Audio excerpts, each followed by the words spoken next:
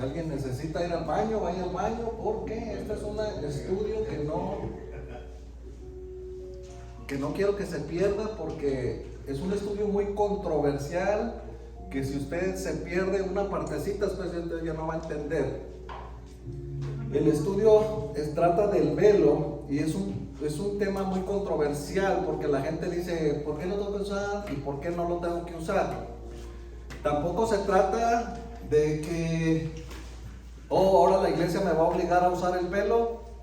No, porque si usted no le pone atención al estudio, entonces va a decir, no, me voy a cambiar de iglesia, porque en esa iglesia me quieren obligar a usar el velo. ¿Sí me entienden? Entonces, es muy importante que entienda muy bien el estudio, que tengamos que le pidamos a Dios mucha sabiduría para entenderlos, paciencia. Este estudio lo necesitamos que terminar hoy. Y vamos a comenzar, que quiero a ver si la hermana Mayra me ayuda junto con mi esposa. Vamos a, casi literalmente vamos a leerlo, pero para ya darle yo un poquito de ¿cómo se dice? Que camine el estudio. ¿Ya tienen todo su estudio? Sí, ya le puse uno ahí, hermano. Quiero que camine el estudio para que caminemos más rápido. Nos vamos a ir leyendo por párrafos. Yo voy a leer un párrafo, mi esposa otro párrafo y la hermana Mayra otro párrafo. No voy a tomar preguntas hasta que se termine cada punto. Tenemos algunos puntos. Déjenme ver cuántos puntos tenemos.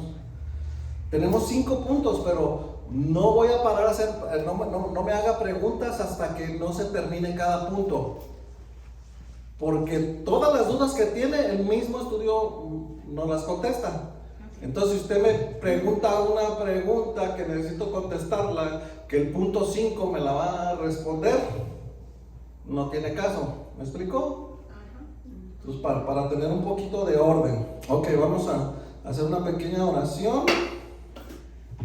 Padre, en el nombre de Jesús, en esta mañana nos depositamos en tus manos, Señor, creyendo que no hay mejores manos que las tuyas, Padre. Toma el control de este estudio, Señor, y enséñanos, Señor, instrúyenos, Señor, que nuestra carne se apague, Señor, que podamos entender lo que tú nos quieres enseñar en este día. Que tu Espíritu Santo sea bienvenido en cada uno de nuestros corazones, en el nombre de Cristo Jesús, y su pueblo que se va con Cristo decimos amén. Amén. Dice, vamos a trabajar un tema que causa muchas dudas. Fíjese, por eso el mismo estudio lo dice. Es un tema que debemos de visualizarlo a la luz de la Escritura. Por eso va a tener que tener su estudio en su mano. No necesita agarrar su Biblia hoy, porque va a aparecer cada versículo allí para que usted mismo entienda que es la Biblia la que nos está hablando y la que nos está enseñando. Comenzamos. Vamos a trabajar un tema que causa muchas dudas. Uno de los propósitos de la doctrina de la palabra de Dios es poder dar a conocer, enseñar e impartir la cultura divina, y parte de esta es el uso del velo. Si nosotros vemos la Biblia en el primer libro de los Corintios, dice que la mujer debe utilizar el velo, es decir, esa cubierta que usa la mujer cuando ora o profetiza. Sí. Dice, el velo es una doctrina apostólica, pero para poder hablar del tema se hace necesario establecer un cimiento. La doctrina apostólica quiere decir que eso fue lo que Jesús les enseñó a los apóstoles y que los apóstoles les enseñaron a la iglesia. ¿Ok? Y luego dice, punto número 1, explicación de las epístolas de Pablo, y vemos el versículo número 1, lo va a ver aquí en la pantalla y también verifíquelo en su papel. Primera de Corintios 3:10 dice, conforme a la gracia de Dios que me ha sido dada, yo como perito arquitecto puse el fundamento y otro lo edifica encima, pero cada uno mire cómo sobreedifica. Lo primero que tenemos que ver es que el apóstol Pablo tenía autoridad de parte de Dios. Pablo es un hombre que es elegido por Dios para ser el perito arquitecto de la iglesia. Hay algo que es importante y que nosotros debemos aprender cómo se debe de ver la Biblia. Hay que saber estudiarla Por ejemplo, la Biblia es hermosa cuando uno puede verla desde arriba, como el águila, y toda la Biblia se resume más o menos así.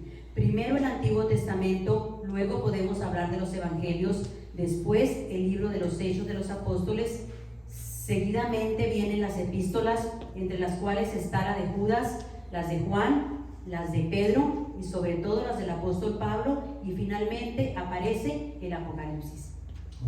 Es importante que nosotros veamos así la escritura. Si así lo hacemos, vamos a poder verla en un ángulo.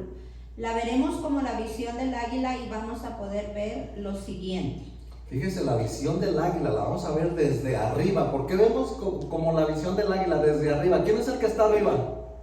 Dios, ¿verdad? Dice, dice ahí, en el Antiguo Testamento está la preparación de todo. Allí se prepararon las profecías, se preparó la Torá, la ley de Dios, se preparó cada una de las palabras escritas y todas iban a señalar un momento, la venida del Señor. El Dios del cielo iba a bajar a la tierra.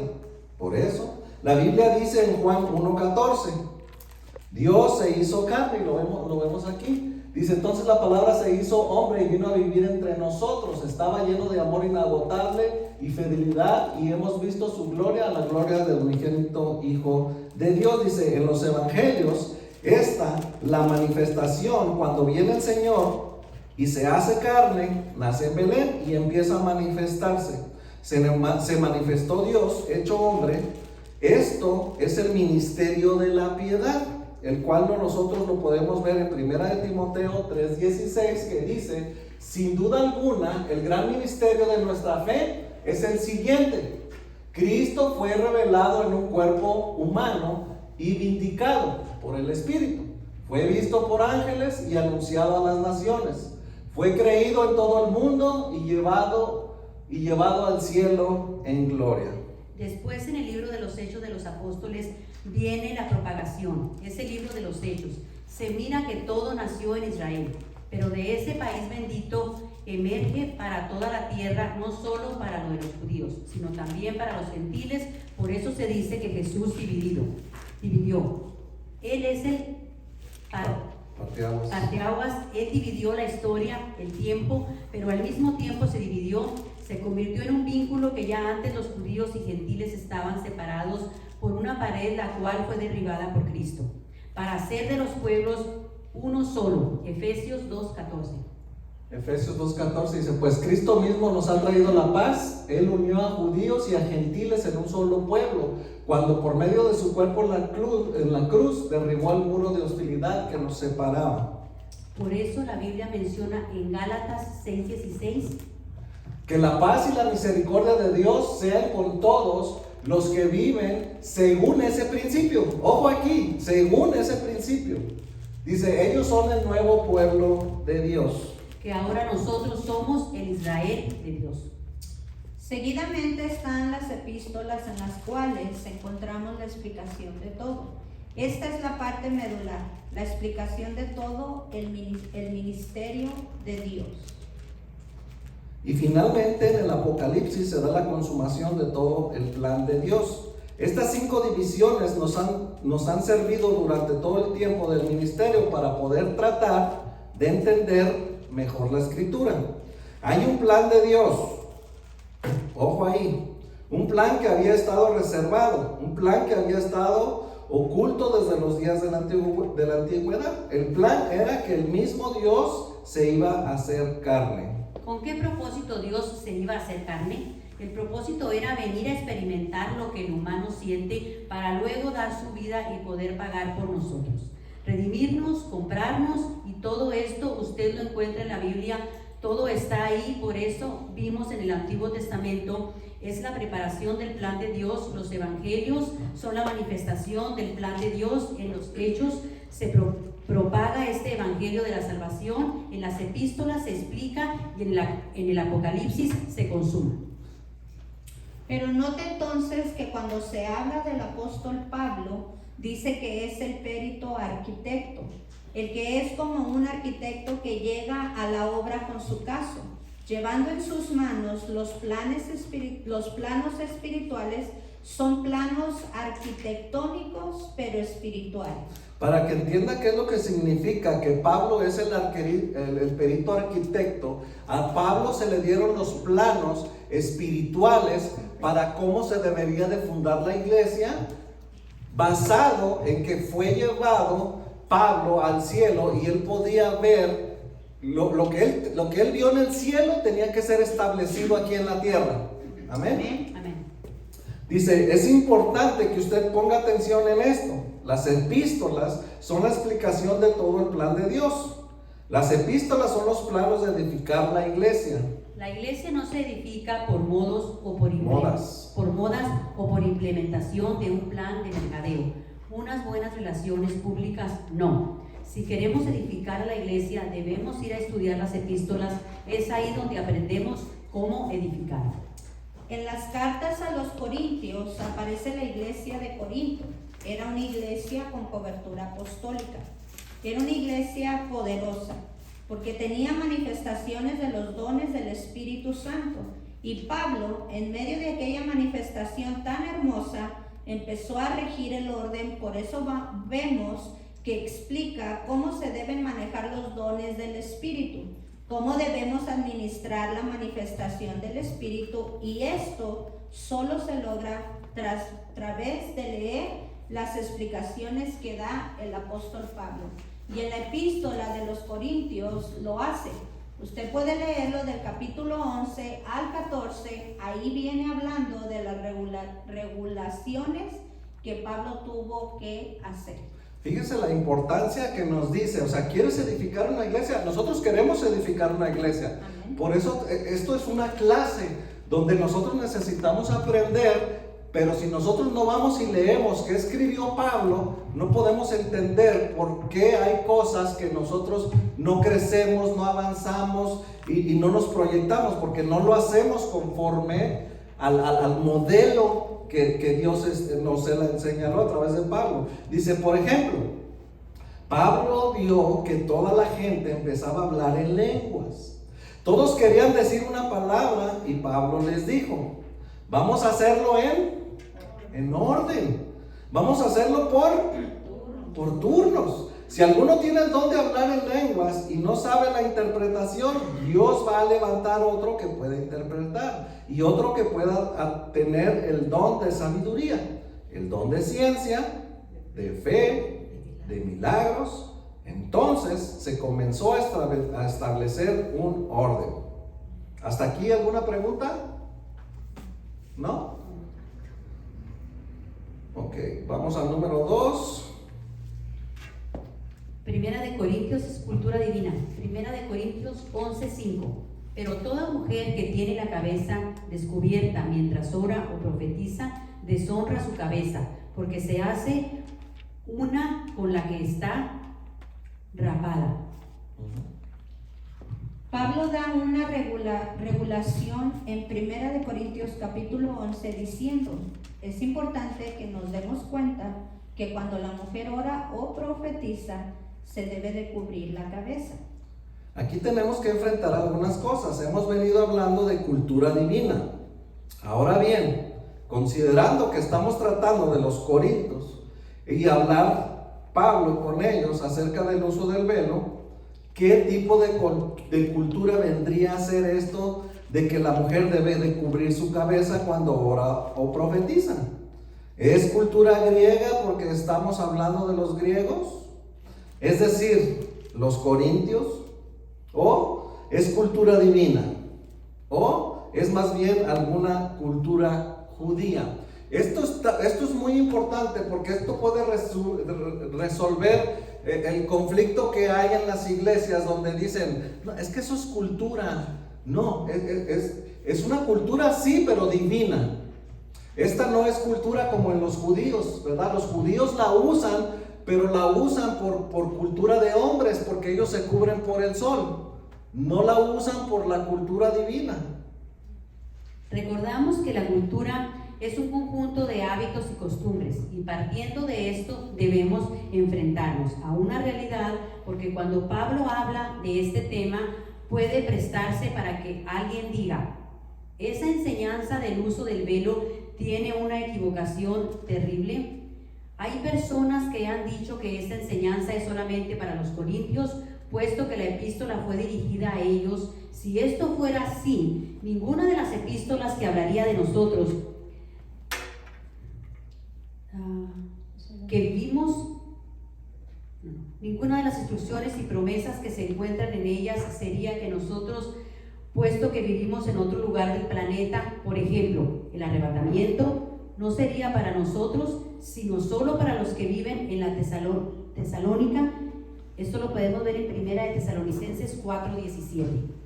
Dice, luego, junto con ellos, nosotros, los que aún seguimos vivos sobre la tierra, seremos ¿qué? Arrebatados en las nubes para encontrarnos con el Señor en el aire. Entonces estaremos con el Señor para siempre. Entonces es un error pensar que en las epístolas se nos está hablando de costumbres de los pueblos, por ejemplo, una costumbre judía o si usted quiere hasta musulmana.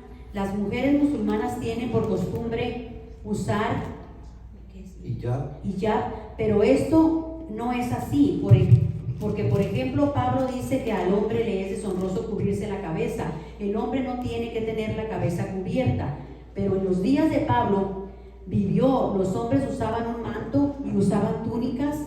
Los hombres se podían tapar. Es más, hasta el día de hoy, cuando los hombres oran en el muro de los lamentos en Israel, muchos de ellos tienen cubierta la cabeza. Para ellos es normal, pero el punto es, estos hombres se cubren por costumbre judía o por costumbre divina. Es por costumbre judía porque la costumbre divina dice, el hombre no debe cubrirse la cabeza. 1 de Corintios 11:7. 1 de Corintios 11:7, ¿lo tenemos? Dice, el hombre no debería ponerse nada sobre la cabeza cuando adora a Dios, porque el hombre fue hecho a la imagen de Dios y refleja la gloria de Dios, y la mujer refleja la gloria del hombre. Entonces, si Pablo dijo, la mujer que ora o profetiza que se cubra la cabeza y el hombre que no se cubra, la mujer que use cabello largo y el hombre que use cabello corto, de acuerdo a 1 de Corintios 11, eso no era por quedar bien con ellos o instalar una cultura judía o una cultura hebrea. Lo que estaba estableciendo era la cultura del reino de los cielos. Nosotros tenemos que supeditarnos a utilizar realmente no una cultura humana, sino la cultura de Dios. Algunos dicen que no se puede escoger entre Cristo y la cultura, sino que hay que llevar un cristianismo cultural. Pero para nosotros ese pensamiento está totalmente alejado de la realidad. Por eso cuando Jesús oró en el Padre Nuestro dijo, venga tu reino. Esta es una clave donde nosotros no entendemos a veces donde todo lo que significa decirle al Señor, venga tu reino, o sea, que venga la cultura que el Señor quiere, que ya tiene como modelo en el cielo, que se instale aquí en el reino.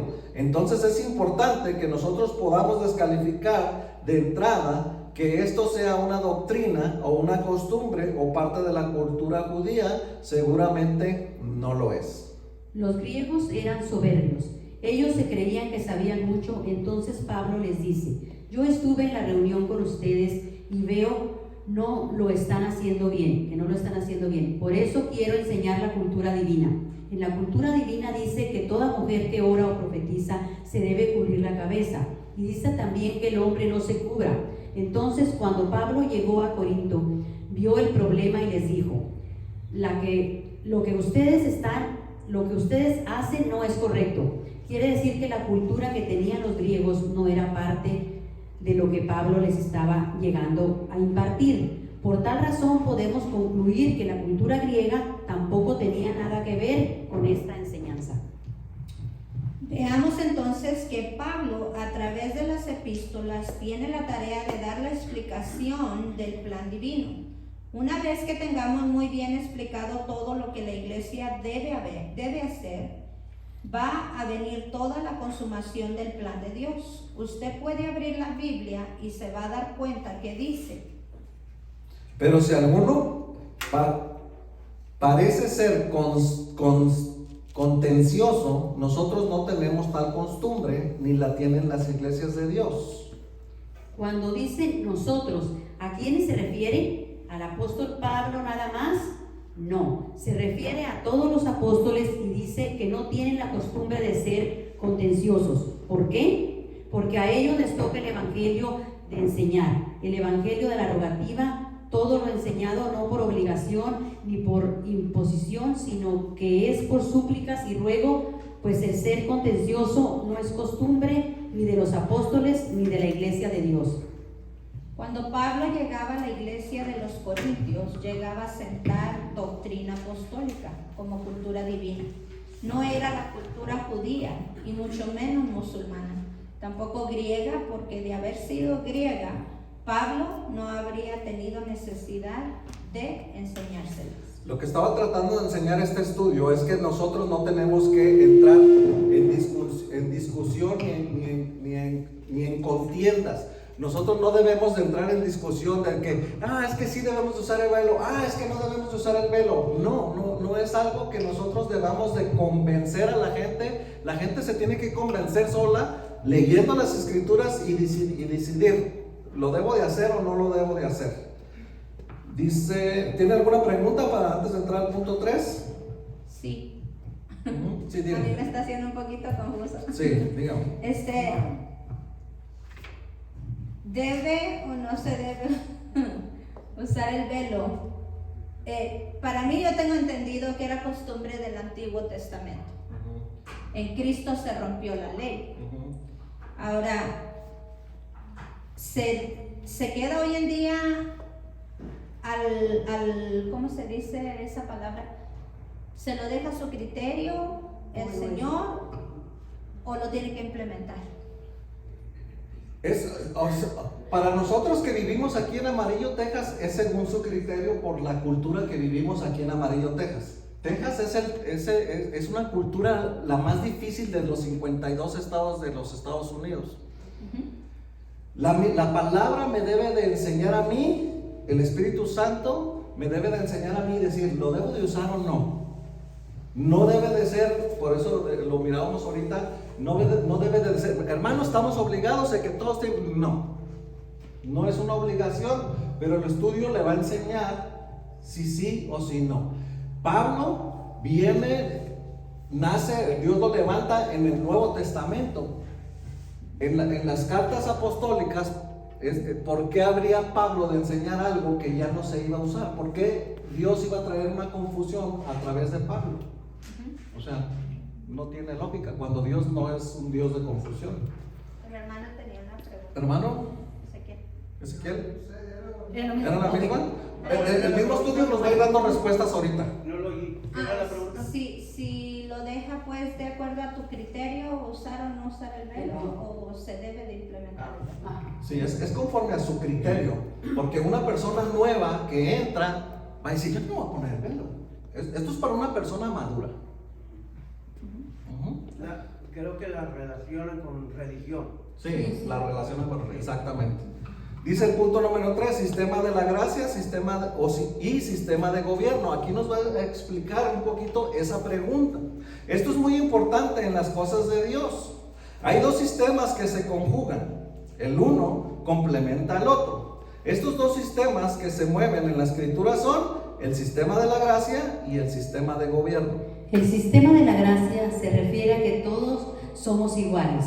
Dios no derramó más sangre por uno que por otro. En el sistema de la gracia ya no hay judío ni griego, y ya no hay varón ni hembra, ahí todos somos iguales. Gálatas 3:28. Gálatas 3:28 dice, ya no hay judío ni gentil, esclavo ni libre, hombre ni mujer, porque todos ustedes son uno en Cristo Jesús. Amén. Pero está también el sistema de gobierno, donde sí hay jerarquía. Vamos a explicarlo. Cuando Jesús oraba decía, Padre, tú que estás en los cielos, también decía, yo solo hago lo que veo hacer a mi Padre. Yo solo vengo a decirles lo que mi Padre me envió a que les diga.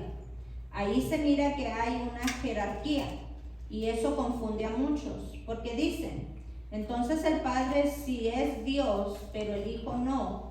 De ninguna manera lo que pasa es que allí se está trabajando con el sistema de gobierno y alguno puede decir, pero Cristo dijo lo siguiente. En Juan 10:30 dice, el Padre y yo somos una sola cosa, son uno mismo, pero ahí entra el tener, tengo mi pastor, ¿verdad? Dios me ama a mí y ama a mi pastor, pero hay una sujeción que yo tengo que tener a mi pastor, ¿correcto? O sea, hay un gobierno, por decirlo así, ¿verdad? Hay un líder por encima de sí que vendría siendo mi pastor. Lo que sucede es que el sistema de la gracia son iguales, pero el sistema del gobierno hay jerarquía. Por eso es que usted lee que en Juan 10:30 dice que son una misma cosa, esto es bajo el sistema de la gracia, pero el sistema del gobierno dice la Biblia. De acuerdo a 1 Corintios 11:3, pero quiero que sepáis que Cristo es la cabeza de todo varón, y el varón es la cabeza de la mujer, y Dios la cabeza de Cristo. Aquí aparece un sistema de gobierno jerárquico, totalmente establecido. Usted puede verlo, porque dice que Dios es el sistema de gobierno, es la cabeza de Cristo. Cristo es la cabeza del hombre y el hombre es la cabeza de la mujer. Esto es en el sistema de gobierno. Aquí ponga mucha atención. Pero en el sistema de la gracia dice Cristo del Padre, el Padre y yo una sola cosa somos. En el sistema de la gracia entre el hombre y la mujer ya no hay distinción. Pero veamos algo más. Por ejemplo, hablando siempre del sistema de la gracia, cuando Adán y Eva pecaron, Dios los perdonó, pero en el sistema de gobierno los sacó del huerto, hubo consecuencias. Estos son ejemplos que nos ayudan a entender cómo funciona el sistema de la gracia y el sistema del gobierno. Este es un punto medular, es un punto muy importante. Por ejemplo, cuando la mujer sirofeniza se acerca a Jesús, él le dijo, tú ahorita no tienes agenda conmigo, yo solo vengo a las ovejas perdidas de Israel.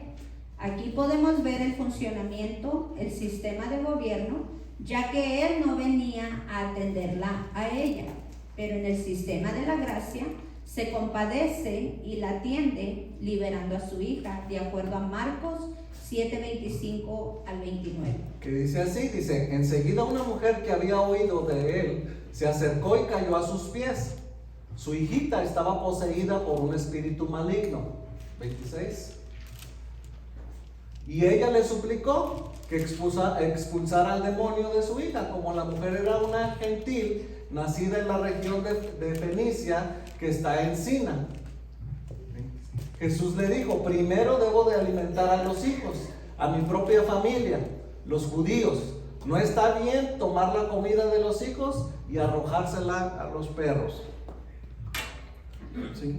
Otro ejemplo, Saúl y David en el sistema de gobierno. Saúl era rey de Israel, pero en el sistema de la gracia David ya había sido ungido. Ya Dios le había dicho a David, tú vas a ser el nuevo rey, pero David tenía que esperar a que Saúl fuera quitado o que muriera, porque en el sistema de gobierno David tenía que esperar que Saúl era el rey. Note esto, el sistema de David no podía decir, bueno, a mí Dios ya me ungió como rey, por lo tanto iré a quitar a Saúl. En el sistema de la gracia, igual legalmente hablando, David ya estaba como rey, pero el sistema de gobierno tenía que respetar la autoridad de Saúl. Usted se va a dar cuenta que los sistemas se complementan el uno al otro. En el tiempo del Antiguo Testamento, los sacerdotes y profetas estaban en el sistema de la gracia y eran escogidos de Dios. Pero en el sistema de gobierno, ellos no gobernaban los reyes y los líderes. Esto mismo pasa en la vida cristiana. Por ejemplo, usted puede ir a trabajar a un lugar cristiano. Usted puede ir a trabajar con una persona que solamente asiste a la iglesia y tal vez usted es el diácono. En el sistema de la gracia, ambos son iguales. Pero en el sistema del gobierno, él es su jefe. Entonces, usted sea diácono en la iglesia o anciano de la iglesia, él es su jefe. La gracia nunca puede anular el sistema del gobierno de Dios. Veamos un ejemplo más. En el sistema de la gracia entendemos que todas las riquezas proceden del Señor. Entonces podemos entender que solo a Él tendremos que darle, pero el sistema de gobierno dice, la Biblia, que hay que dar a César lo que es de César y a Dios lo que es de Dios. Recapitulando a la gracia, todos somos iguales en el gobierno. Hay diferencia, porque en el sistema de gobierno, Dios es la cabeza de Cristo. Cristo es la cabeza del hombre y el hombre es la cabeza de la mujer. Si con estos ejemplos usted logró entender lo que es el sistema de gracia y del gobierno, podrá avanzar mucho en este tema. Cuando Pablo llegaba a la iglesia de los Corintios, vamos en esta otra, perdón. Entonces, Sí. aquí alguien podría decir, si el hombre y la mujer son iguales, ¿por qué la mujer se tiene que sujetar? Lo que sucede es que en el sistema de la gracia sí son iguales, pero en el de gobierno no lo son. 1 Corintios 11:3 dice: pero quiero que sepáis que Cristo es la cabeza de todo varón, y el varón es la cabeza de la mujer, y Dios la cabeza de Cristo. Note entonces que en este versículo estamos hablando del sistema de gobierno. Por ejemplo, cuando vamos a hablar del velo, no vamos a hablar del sistema de la gracia, sino que el velo va establecido en el sistema de gobierno porque son jerarquías. Sígale. Si usted se fija bien, esto es algo de los griegos, no conocían, por eso Pablo les dice, quiero que sepáis que era una cultura que no sabían, no la conocían. O sea, en pocas palabras, dependiendo a la región y cómo se practica. Sí, es que el velo es tan controversial y la gente siempre se va por eso. Es que es cultura de hombres, es cultura según de nuestro país. Pero Pablo lo que enseña es diciéndoles, esta no es cultura de hombres, esta es cultura del cielo. Okay. ¿Dónde estábamos? 1 Corintios 11:5. 1 Corintios 11:5 dice así: pero toda mujer que tiene la cabeza descubierta mientras ora o profetiza, deshonra su cabeza porque se hace una con la que está rapada. Ok, aquí hay una cosa muy importante. Cuando dice que tiene la cabeza rapada, también significa que es una mujer que no se sujeta a su marido. Cuando es una mujer viuda, también se refiere que es una mujer que no se sujeta a Cristo. Porque una mujer viuda, como ya no tiene marido, ya no tiene una cabeza, pero no se queda sin cabeza, sino que ahora Cristo es su cabeza. Amén. ¿Verdad? Por eso una de las cosas más controversiales en el velo es que dice, ¿cuándo es cuando se tiene que usar el velo ahí? Para dos cosas nada más: cuando oran y profetizan. ¿Qué es lo que ha pasado? Que les han enseñado mal. Y se vuelve una controversia porque usan el velo para predicar. La Biblia no dice que el velo se debe de usar para predicar. El velo se usa nada más para orar y profetizar. Pero las iglesias, como han enseñado mal, andan con el velo paradas en la puerta recibiendo a la gente. El velo no es para eso. Por eso es tan controversial, porque se ha desviado y es bien clara la Biblia. Solamente para dos cosas se usa el velo: para orar y para profetizar, para nada más. De otra manera se convierte en religión. Exactamente. Y no un principio del cielo. Exacto. Es importante que veamos algo en este versículo, porque allí nos dice, pero toda hermana, fíjate, esto es bien importante, aquí se desarrolla algo. Dice, porque toda hermana, dice que toda mujer, obviamente está hablando de mujeres cristianas, porque se le está hablando a las mujeres que están en la iglesia de los Corintios. Pero el punto es que dice toda mujer, no dice toda hermana. Si dijera toda hermana, se refería al sistema de la gracia. Pero al decir toda mujer, está hablando del gobierno. Recuerda que dice, el hombre es cabeza de la mujer. Aquí no habla de nuestra posición en Cristo, porque todos estamos en la misma posición como iglesia, sino que habla del orden de la creación. Primero fue el hombre y después fue la mujer. Ahora dice la Escritura que la mujer debe cubrirse o si no, que se rape. Y eso lo vemos en 1 Corintios 11:6, que dice, porque si la mujer no se cubre la cabeza, que también se corte el cabello. Pero si es deshonroso para la mujer cortarse el cabello, o rápese y que se cubra. O que se cubra. Primera de Corintios. Primera de Corintios 11, hay algo que nos va a servir en este pasaje. La Biblia dice que la mujer tiene que tener el pelo largo y que el hombre tiene que tener el pelo corto. Hay una diferenciación entre ambos, hasta el punto que dice que el hombre le es honroso el pelo corto, pero otro lado, a la mujer le es deshonroso usar el pelo corto. Para la mujer lo que sí es una honra es dejarse crecer el cabello, pero note que aún teniendo cabello largo dice que debe cubrirse. Amén. Aquí la Biblia no sugiere, sino que da un mandato, pero solo es para orar y profetizar. Son dos actividades en las que la mujer tiene que tener su señal de autoridad, tiene que tener su cubierta, su velo. En el sistema de gobierno hay 3 cabezas. 1, Dios es la cabeza de Cristo. 2, Cristo es la cabeza del hombre. Y 3, el hombre es la cabeza de la mujer. Este es el punto medular para muchas mujeres, porque la pregunta es, ¿qué se debe usar? ¿Velo o cabello largo? Algunas dicen, pero la Biblia dice que la mujer le es dado el cabello largo en lugar de velo, y tienen razón, pero le rogamos que compare el verso 15 con el verso 6. Ahí está el punto medular de esta enseñanza. Veamos. 1 Corintios 11:15, pero si la mujer tiene el cabello largo, le es una gloria, pues a ella el cabello le es dado por velo. Algunas mujeres solamente toman este versículo sin ver lo que dice el verso 6. Por eso se quedan en el cabello largo. Les es dado por velo. Pero si leemos simultáneamente ambos versos, podemos ver la clave. Porque en el verso 6 dice, si es deshonroso para la mujer cortarse el cabello, entonces, ¿cómo tiene cabello la mujer en ese pasaje? ¿Corto o largo? Largo. Lo tiene largo. Y dice que el cabello largo no es una gloria para la mujer. Y para terminar de comprobar esto, dice, si la mujer no se cubre la cabeza, que también se corte su cabello. Esto viene a comprobar que efectivamente lo tenía largo. Si solo se lee el verso 15, sin su contexto, cualquiera diría, bueno, la mujer ya tiene que usar velo porque tiene el cabello largo. Pero note lo que dice el verso 6.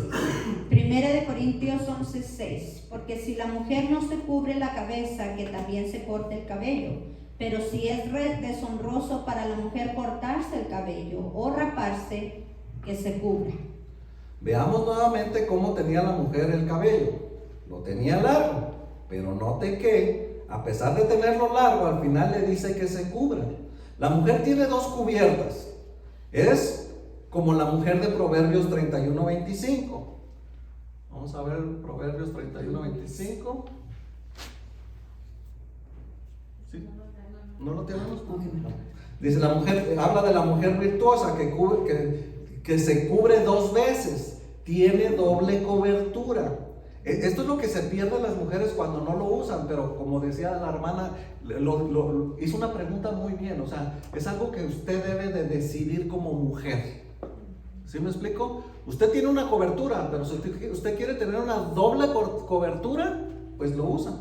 La mujer virtuosa se cubre 2 veces, tiene doble cobertura, tiene cabello largo para su vida diaria. ¿Por qué? Porque no se va a ir al trabajo con su velo, ¿verdad? Porque recordamos nuevamente, el velo se usa solamente para 2 cosas. ¿Cuál es la primera? Profetizar Y orar, ¿verdad? Dice, la mujer virtuosa se cubre 2 veces, tiene doble cobertura, tiene cabello largo para su vida diaria, pero también usa el velo cuando ella va a desarrollar sus labores espirituales. Solamente cuando ora o profetiza. El punto 4. Punto 4. ¿Alguien tiene preguntas de ese punto 3? ¿No? Okay. El velo es doble, cabello largo para lo secular y velo para orar y profetizar.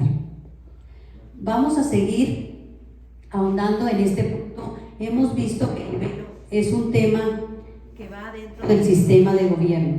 Y la Biblia dice que la mujer se debe cubrir porque su cabeza es el hombre. Entonces todo el sistema viene derivado de un sistema de gobierno. Por lo tanto, podemos decir que la mujer se va a cubrir cuando ora, cuando profetiza, o se va a cubrir en estas situaciones debido que su cabeza es el hombre. Ahora, alguien podría decir, ¿por qué no se cubre el hombre a causa de su cabeza? Pues su cabeza es Cristo. La respuesta es muy sencilla. La cobertura de una mujer es visible. Es un velo porque el hombre es visible. Ahora bien, ¿por qué en el caso del hombre no se nota su cobertura? Porque la cobertura del hombre es Cristo y a Él no le vemos, es invisible. Está con nosotros, pero no lo vemos. Entonces la mujer usa velo porque su cobertura es visible, de acuerdo a Corintios, capítulo 11, versículo 7. El hombre no deberá ponerse nada sobre la cabeza cuando adora a Dios, porque el hombre fue hecho a la imagen de Dios y refleja la gloria de Dios, y la mujer refleja la gloria del hombre. Esta pregunta es muy frecuente y debe siempre de saber y memorizarse esta respuesta. La mujer se cubre porque su cabeza es el hombre y es visible. Los hombres no nos cubrimos porque nuestra cobertura es Cristo y Cristo es invisible. ¿Amén? ¿Sí entendemos eso? Esa pregunta siempre se la van a hacer y la debe de contestar así. Vamos donde dice, veamos nuevamente. Veamos nuevamente que la mujer de la que habla 1 Corintios 11:6 tiene el pelo largo, pero a esa misma mujer se le ha dado de cubrirse con el velo. Quiere decir que la mujer utiliza dos cubiertas, la mujer utiliza dos velos. Uno es su cabello largo que le sirve para la vida diaria, y el otro para dos cosas, en las que es imprescindible usarlo, orar y profetizar. Y hablando de esto, es necesario que usted conozca que una de las aceptaciones de la palabra, hablando de esto, es necesario orar, es adorar. Lo que significa que cuando la mujer esté adorando, también debe cubrirse. Adelante. Dice, por lo tanto, mujeres de Dios, si vemos la explicación de todo el plan divino que se encuentra en las epístolas para edificar la iglesia, no con cultura judía, ni griega, ni hondureña, ni americana, ni asiática, sino con la cultura divina, y vemos también las palabras de Jesús, vamos a encontrar que dice, venga tu reino. En otras palabras, venga tu cultura, Señor, tu cultura divina. El evangelio no es, seamos cristianos culturales y multiculturales. No, nosotros no vamos a traer un evangelio de acuerdo a modas. No nos vamos a regir de acuerdo a las costumbres tradicionales o a los hábitos de las personas. Tenemos que hacer que el evangelio se establezca por encima de todo eso.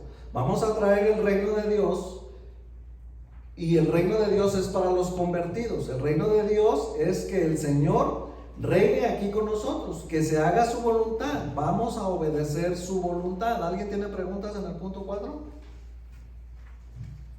Están muy Está clarito, inteligentes ¿verdad? los estudiantes. Por eso yo le decía, Gloria a Dios. el estudio contesta todas las preguntas solito, ¿verdad? Vamos a entrar en el punto número 5, que es el muy velo, bueno. es anti-Jezabel. 1 Corintios 11:10. Por lo tanto, la mujer debe tener un símbolo de autoridad sobre la cabeza por causa de los ángeles. Eso es bien importante, pongan mucha atención allí. Cuando yo leí este versículo, cuando yo recién me convertí, me dieron este estudio y yo me ponía un velo. Y después me dijo mi pastor, ¿y por qué te pones de velo si tú eres hombre? Pero fíjese, es por causa de los ángeles, hermana.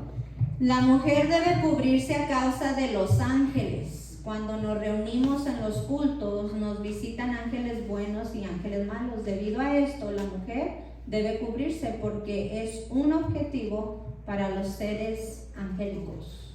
En Génesis 6:2, que lo vamos a leer aquí, dice: los hijos de Dios vieron a las hermosas mujeres y tomaron como esposas a todas las que quisieron.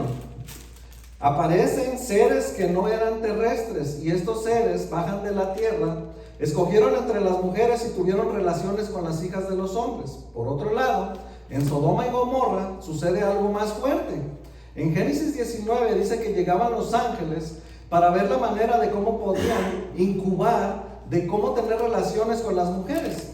Recuerde que cuando llegaron aquellos ángeles de Dios a Sodoma y Gomorra, los moradores de aquel lugar llegaron a tocar la puerta donde estaban los ángeles, porque querían tener relaciones con aquellos, con ellos. En Génesis 19, 4 y 5, a ver si lo tenemos. Dice: pero antes de que se fueran a dormir, todos los hombres de Sodoma, tanto jóvenes como mayores, llegaron de todas partes de la ciudad y rodearon la casa. Y le gritaban a Lot: ¿dónde están los hombres que llegaron para pasar la noche contigo? Haz que salgan para que podamos tener sexo con ellos. Cuando hablamos de esto en la Biblia, es importante visualizar que desde los días de los reyes hubo una mujer que se llamaba Jezabel. Esta fue esposa del rey Acab. Era una mujer que sabía de hechicería y de pronto empieza a gobernar y establecer un matriarcado en Israel. Lo tremendo de Jezabel es que su nombre significa sin marido, sin cabeza, sin autoridad. Esto nos lleva a entender que uno de los grandes enemigos que están en contra del uso del velo es Jezabel. Con esto no estamos diciendo que la mujer que no se cubra es Jezabel. No se vayan a ir. Que se fija que cómo el estudio contesta nuestras preguntas.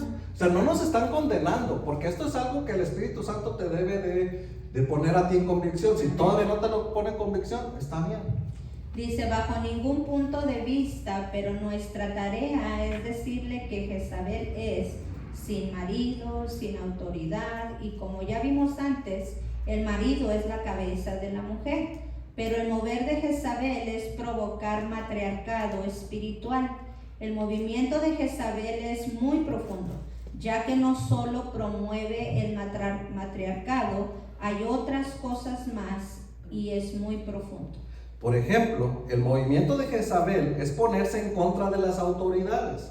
No reconoce cabeza, no reconoce autoridad, no reconoce al marido. Jezabel quita cabezas. Este mover espiritual va totalmente en contra del sistema de gobierno. Esto debe llamar nuestra atención, porque desde el Antiguo Testamento, en el libro de los Reyes, aparece Jezabel ministrando esto.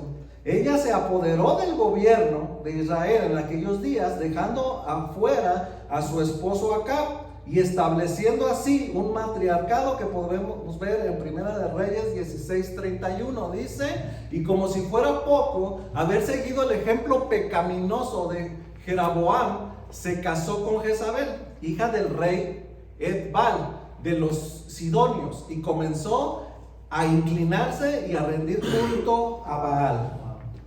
Vamos a tocar cosas que son muy profundas. Por favor, ponga toda su atención en esto. En el cielo hay un matriarcado. En Jeremías 44:17. Haremos lo que se nos hace, lo que se nos antoje. Lo que se nos antoje. Dice, Aquí está, más cerquita.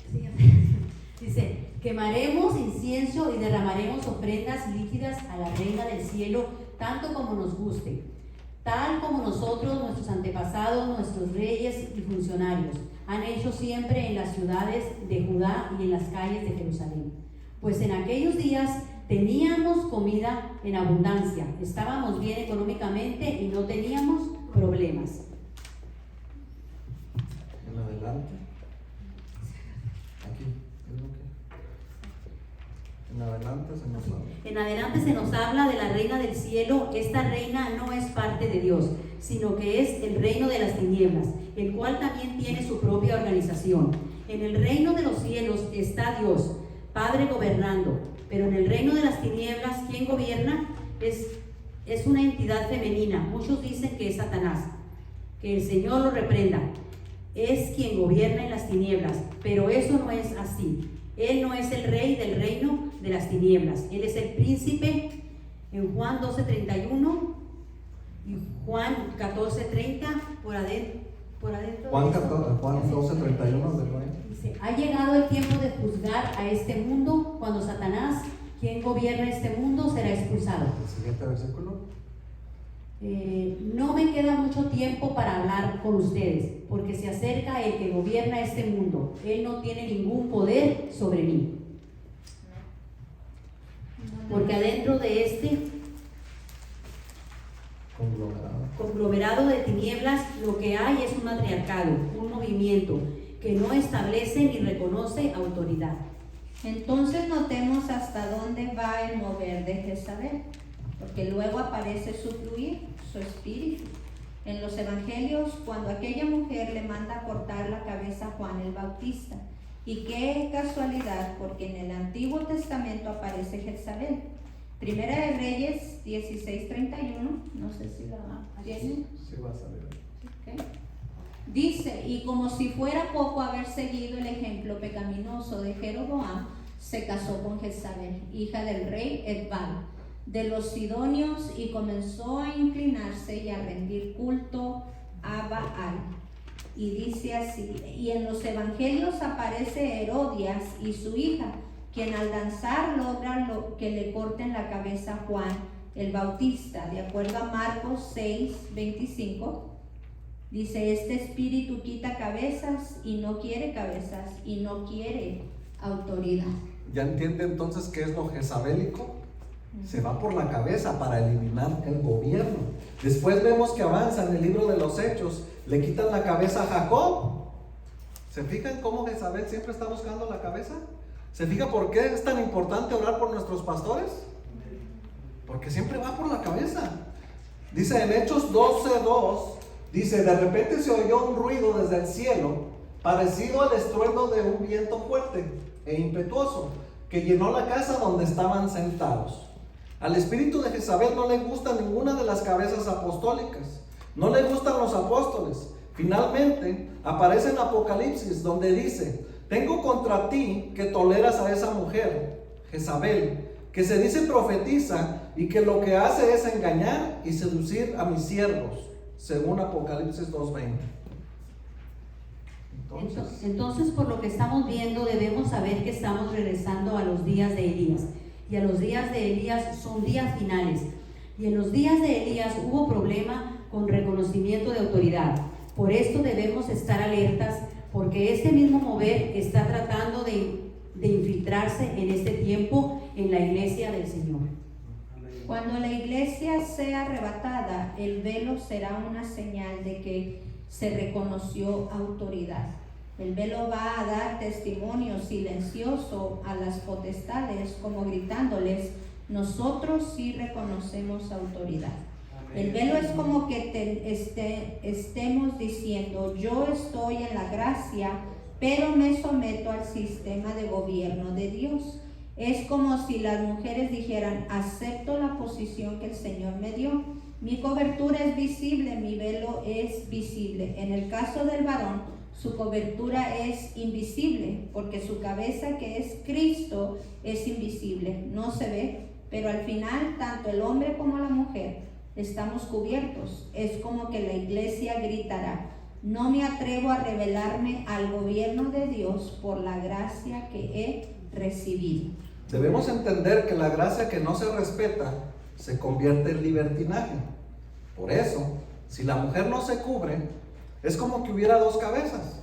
Pero si la mujer se cubre, viene a ser como que está gritando al mundo espiritual: yo soy la cabeza, yo no soy la cabeza, la cabeza es mi marido. Y la mujer soltera dirá: yo no soy la cabeza es mi padre. La mujer que se cubre viene a ser figura de la iglesia, que reconoce autoridad al decir: Cristo es la cabeza. Primera de Corintios 11:3. Pero quiero que sepáis que la cabeza de todo hombre es Cristo, y la cabeza de la mujer es el hombre, y la cabeza de Cristo es Dios. Al ver este pasaje podemos entender por qué Pablo dice, quiero que sepáis. Esto indica que los corintios no sabían, pero Pablo les llega a enseñar. Y aquí tenemos ya nomás la conclusión. ¿Alguien tiene alguna pregunta? Ok, la primera cosa más importante es, no está obligado usted a traer el velo, hermano. Porque muchas veces se enseña mal y después la gente deja de venir a la iglesia porque dicen, uy, ahora ya nos van a imponer el velo. El velo no se impone. Eso usted lo decide porque solamente es para orar. ¿Y para qué más? El velo es solamente para qué? Orar y para profetizar. El velo no es para estar parado en la puerta recibiendo a la gente. El velo no es para predicar. Es solamente para orar y para profetizar. Tampoco es para que estés en tu trabajo y saques tu velo y le digas a tu compañera de trabajo, déjame orar por ti. No, porque no es el lugar correcto ni el lugar indicado. ¿Hay alguien que tenga preguntas? ¿Nadie? Entonces, que quede bien claro, no estamos obligando a nadie que use el velo. Eso usted tiene que tener. ¿Cómo dijo la pregunta, hermana? ¿Es algo, cómo dijo? Que se le deja a su criterio. Es algo que usted debe de tener a su criterio, ¿verdad? Que usted entienda, quiere tener una cobertura con su pelo largo, ¿okay? Quiere tener 2 coberturas, use el velo. ¿Por qué aquí en Texas casi no se usa? Por la cultura. Yo he visto en las iglesias, en diferentes iglesias, donde usan el velo y hermanos cristianos nos reímos. En esa iglesia usan el velo. Cuidado. O sea, si tú no usas el velo, respeta a quien sí lo hace. Si yo fuera mujer, yo lo usara. Si yo fuera mujer, yo lo usara. Pero yo no puedo obligar a mi esposa a que lo use, ni puedo obligar a mi hija a que lo use. Pero si yo fuera mujer, yo lo usara para orar y para profetizar. No soy profeta, entonces solamente lo usaría para orar. ¿Alguien tiene una pregunta con esto? ¿Verdad? Lo jezabélico. Cuando empezamos en el punto 5, entramos a lo jezabélico y no es una coincidencia que Dios nos haya puesto este estudio de lo jezabélico en este mes de octubre, donde tenemos una lucha espiritual grandemente, guerras espirituales, donde la mujer también necesita meterse en esa guerra espiritual y eso podría ser un escudo para la mujer, ¿verdad? La doble protección, la doble cobertura y siempre respetar las jerarquías en la iglesia y respetar mi líder, respetar mi pastor, ¿verdad? Es muy importante que oremos por nuestros líderes, porque acuérdese que lo jezabélico siempre va por la cabeza. Amén. Ok, vamos a orar para cerrar. Padre, en el nombre de Jesús, en esta mañana cerramos, Señor, con esta clase, Padre bendito, que tú nos hayas hablado en nuestro corazón, Espíritu Santo, con la convicción, Señor, en las mujeres, Señor. Si es tu voluntad, Señor, que tú las guíes a usar el velo o no, que sea lo que ellas decidan, Señor, pero que no haya esa confusión, Señor, de que no están obligadas a traerlo, sino hasta que ellas sientan la convicción por el poder de tu Espíritu Santo. Guíanos, Señor, en esta alabanza, recibe toda la gloria, toda la exaltación, toda nuestra gratitud. Bendice a nuestros pastores, Señor. En el nombre de Jesús, bendícelos como cabeza de esta iglesia que tú nos has puesto en esta congregación. Cúbrelos, protégelos, Señor, para que nos sigan instruyendo y llevándonos, Señor, a ese modelo, Señor, que está en el cielo para establecerlo aquí en tu ministerio. En el nombre de Cristo Jesús, el pueblo que se va con Cristo dice: Amén. Tiene un aplauso fuerte al Señor.